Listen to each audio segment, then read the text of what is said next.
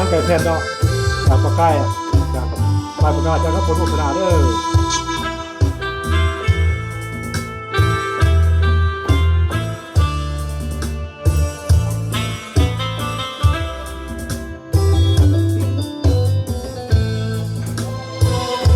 คิดพอ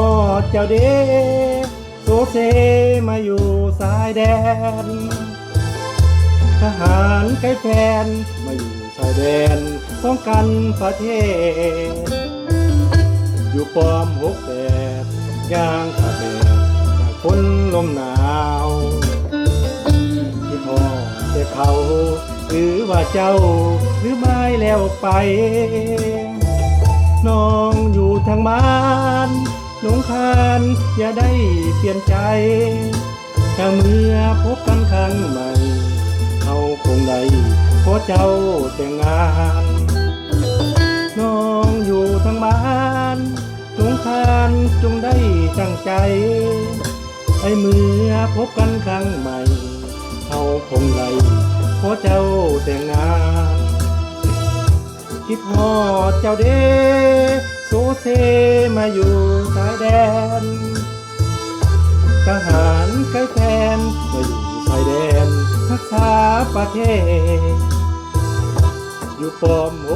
68ย่างตากแดดคนลมหนาวคิดฮอดแต่เขาหรือว่าเจ้า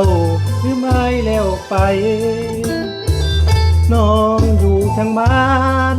น้องคานอย่าได้เปลี่ยนใจถ้าเมื่อพบกันครั้งใหม่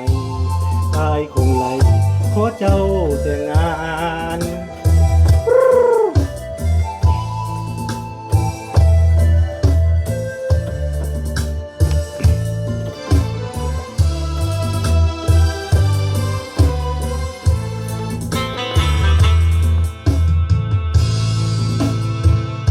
คิดฮอดเจ้าเด้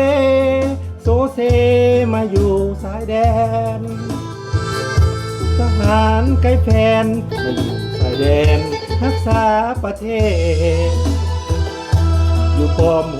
68ย่างตากแดดจากคนลมหนาว